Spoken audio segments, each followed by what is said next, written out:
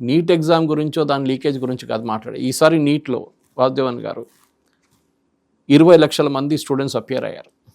20 లక్షల మంది. ఓకే, అది మన దగ్గర ఒక ఫ్యాడ్. ఎందుకంటే పక్క ఇంటి వాళ్ళు డాక్టర్ అయ్యారు, నా కూతురు కొడుకు కూడా డాక్టర్ కావాలి. Whether they are fit for it, whether they want to do it, immaterial. ఒక మెడికల్ డాక్టర్ ప్రొడక్టివ్ కావాలంటే 30 సంవత్సరాలు పడుతుంది వాళ్ళకి. By 35 years they come out when they are 35. అంటే వాళ్ళు పాస్అవుట్ అయిన తర్వాత 24, 25, 26 ఏజ్లో పాస్అవుట్ అయిన తర్వాత వాళ్ళు ఎండీ చేస్తారు. ఎండీకి ఒకసారి 2 సంవత్సరాలు వెయిట్ చేయాల్సి వస్తుంది, రాదు. దాని తర్వాత ఎండీ సీట్ వస్తుంది. దాని తర్వాత మళ్ళీ ఫర్దర్ క్వాలిఫికేషన్ ట్రై చేస్తారు, స్పెషలైజేషన్. ఇదంతా బయటకు వచ్చిన తర్వాత వాళ్ళ ఎర్నింగ్ స్టార్ట్ అవుతుంది. అప్పుడు దాకా వాళ్ళు 32, 33. నేను చూశాను, నేను వర్క్ చేశాను హాస్పిటల్ సెక్టర్, నాకు తెలుసు. జీతం ఎంత? 25,000, 30,000. బికాజ్ స్టార్టింగ్లో చాలామంది ఉంటారు. ప్లెయిన్ ఎంబీబీఎస్ డాక్టర్స్ ఎవరు పట్టించుకోరు. అవును, వాడు ఎక్స్పీరియన్స్ కోసం వస్తాడు అంతే. అక్కడ కూర్చొని రాత్రిపూట NEET exam, next PG exam కోసం చదువుకుంటుంటాడు, ప్రిపేర్ చేస్తుంటాడు. సో మన దగ్గర 20 లక్షల మంది అపియర్ అయ్యారు రీటెస్ట్కి. దీంట్లో 540 సెంటర్స్ 500 సిటీస్ నుంచి, 551 సిటీస్ నుంచి. దీంట్లో చాలా మటుకు అబ్రాడ్ కూడా ఉండే అన్నమాట.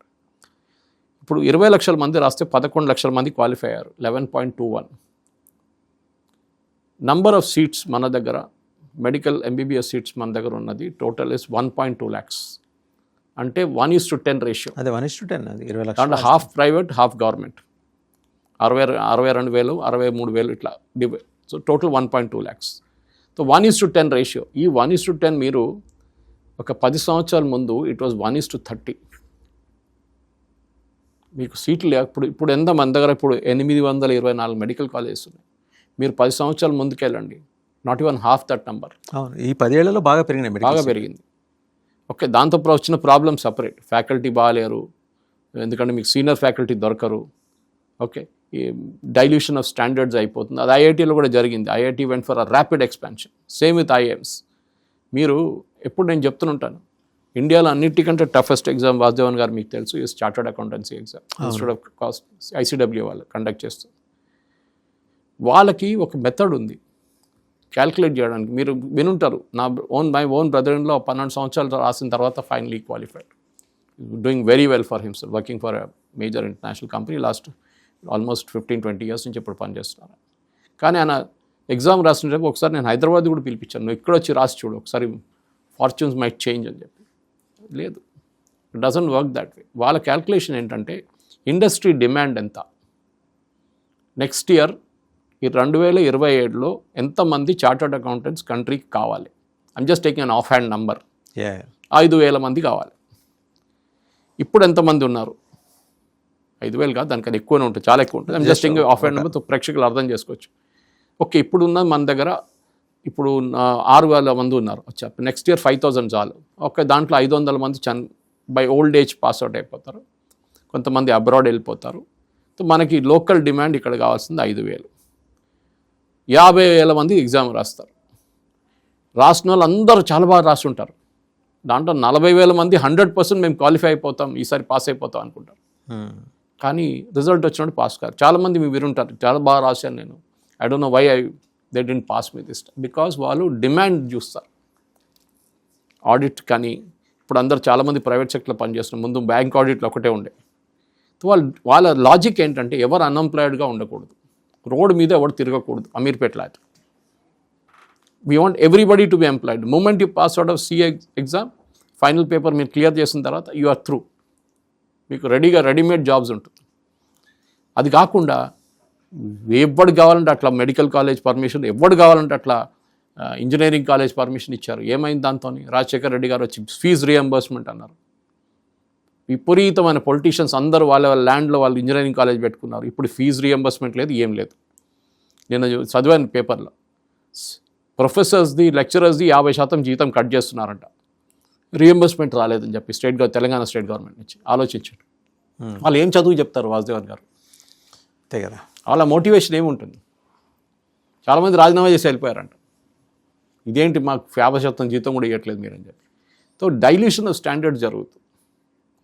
మీకు అడ్మిషన్ దొరకడానికి ఐఐటీలో ఒక 100 ఐఐటీలు స్టార్ట్ చేద్దాం అనుకుంటారు. ఇప్పుడు చాలా ఎక్కువైంది. ఇప్పుడే per state I think every state Hess got 1 more than 20+ ఉంటుంది ఈజీగా.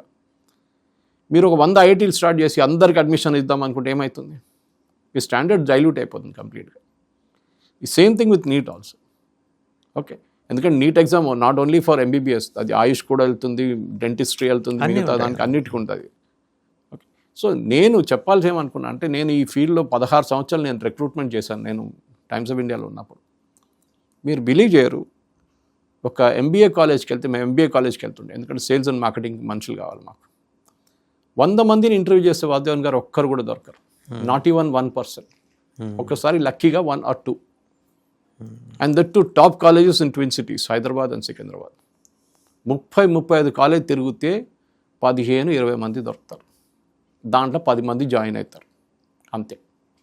నో క్యాండిడేట్స్, కానీ అందరిని కచ్చరాలాగా తీసుకుంటారు. మీరు ఒకసారి ఆ రెస్ట్రిక్షన్ పెట్టారనుకోండి, to get into an IIM percentile is 99.9 అనగానే మీరు ఆ కట్ ఆఫ్ వచ్చేస్తుంది. మీరు ఎప్పుడు ఐఏఎం క్యాట్ ఎగ్జామ్ లీక్ అయిందని ఎప్పుడైనా విన్నారా? ఎప్పుడు? జేఈ విన్నారా ఎప్పుడైనా లీక్ అయిందని? నీట్ది ప్రాబ్లమ్స్ ఉండేది, ఎందుకంటే ఈసారి నీట్ లీక్ అయింది, సోర్స్ నుంచే లీక్ అయింది. పేపర్ సెట్ చేసినానే లీక్ చేశారు. Okay, maybe they have to change the methodology. Radhakrishna commission చాలా మటుకు రికమెండేషన్ కూడా చేశారు దానికి కావాల్సింది. That government has to take care. అది ధర్మేంద్ర ప్రధాన్ రాజీనామాతో ఆగదు, అది దానికి హోల్సేల్ చైన్ తీసుకురారు. కొనేటోడు ఉంటే అమ్మేటోడు ఉంటాడు, సింపుల్ లాజిక్. అంటే కొన్ని పేరెంట్స్ 25-30 లక్షలు ఇచ్చి వాళ్ళ పిల్లల్ని డాక్టర్ చేయాలని చేస్తారన్నమాట గేమ్ ఇది. సో నేను చెప్పాలనుకుంటే అంటే, మన దగ్గర ఉన్న పిల్లలకి ఈ చాలా నిన్న కూడా ఒక నల్గొండ నుంచి ఒక అబ్బాయి ఫోన్ చేస్తారు రాత్రి 11 గంటలకు. ఫోన్ చేసి, సార్ మీ పాత ఒక వీడియో విన్నాను సార్, మీ స్టూడెంట్స్ని అడ్వైజ్ చేస్తాను, ఐ థింక్ జాగృతిలో ఎక్కడ మాట్లాడాను, ఒక సెమినార్లో మాట్లాడుతున్నప్పుడు వాళ్ళ సంస్కార్ భారతీయ వాళ్ళ ఒకటి ఉండే సమాచార్ భారతి వాళ్ళది, దాంట్లో మాట్లాడుతూ నేను చెప్పాను దీని గురించి. సార్ మీకు చెప్పిందంత ఎంత కరెక్ట్ సార్, స్కిల్ చాలా ఇంపార్టెంట్, స్కిల్ డెవలప్మెంట్ ఇంపార్టెంట్. మీరు ఏ పని చేస్తారని కదా, ఆ పనికి కావాల్సిన స్కిల్ ఏంటి, అది డెవలప్ చేస్తే మిమ్మల్ని భుజం మీద ఎత్తుకెళ్తారు కావాలంటే వాళ్ళు కంపెనీ వాళ్ళు వచ్చి. They want that kind of talent. Not ఏం చేస్తున్నా అంటే ఇంజనీరింగ్ చేస్తున్నా, ఏం చేస్తున్నా ఐటీ చేస్తున్నా, what do know in IT, అది question. What have you learned, అది లేదు.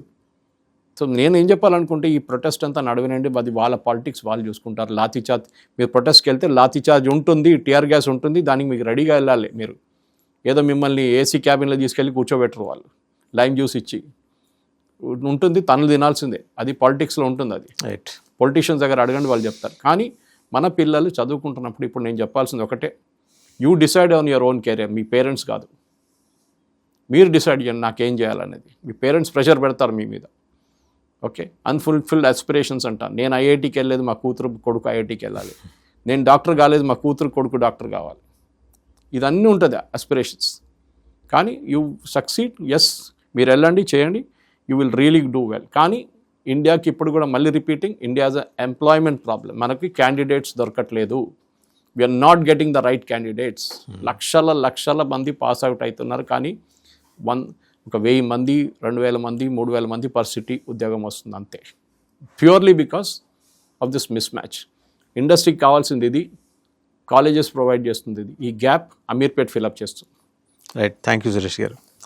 సో ఇప్పుడు ఈ సిజేపీ ఆందోళన, దీని నుంచి మనం ఏం నేర్చుకోవాలి గుణపాఠాలు? సరే, పొలిటికల్గా రాహుల్ గాంధీ ఆయన అడ్వాంటేజ్ ఆయన తీసుకుంటాడు, అలాగే ఇంత కష్టపడి మేము బిల్డ్ చేస్తే రాహుల్ గాంధీ కొట్టేశాడు ఈ క్రెడిట్ అని చెప్పేసి ఆప్ బాధపడుతుంది, కేజ్రీవాల్ గారు వాళ్ళ టీం బాధపడతారు.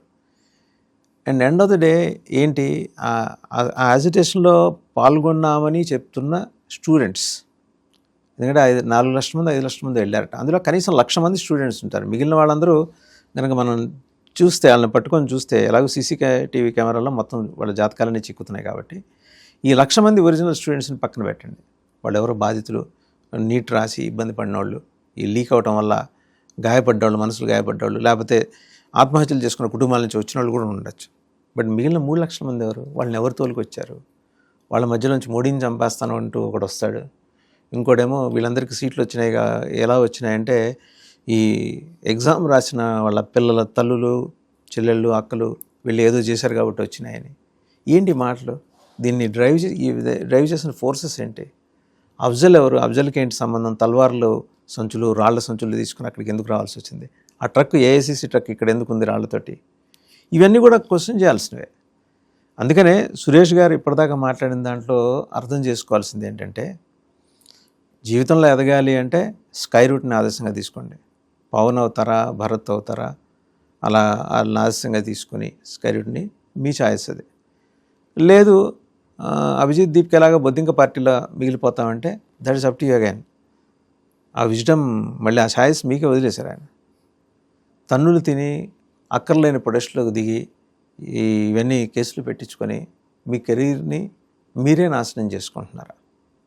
ఇది చాలా డీప్ క్వశ్చన్. ఆయన ఇన్ఫ్యాక్ట్ డీప్ స్టేట్ ఎంత బలంగా ఇన్వాల్వ్ అయ్యి దేశంలో అస్థిరత సృష్టించడానికి ప్రయత్నిస్తుందో అదే తీవ్రతతోటి ఒక డీప్ క్వశ్చన్ సురేష్ గారు సంధించారు. సురేష్ కొచ్చెట్ల గారు తల్లిదండ్రులు ఆలోచించాలి, పిల్లలు కూడా ఆలోచించాలి. పొలిటికల్ మైలేజ్ రాహుల్ గాంధీకి వస్తుంది, లేకపోతే రాకపోవచ్చు, లేకపోతే బీజేపీకి వస్తుంది. వాళ్ళెవరు రేపొద్దున నీట్ ఎగ్జామ్ రాయరు కదా. రాసేవాళ్ళు మీరు. మీ భవిష్యత్తుని మీరే తీర్చిదిద్దుకోవాలి. ఈ సందేశాన్ని కొంచెం జాగ్రత్తగా అర్థం చేసుకొని ఆచరణలో పెడితే మంచి రిజల్ట్ వస్తుంది.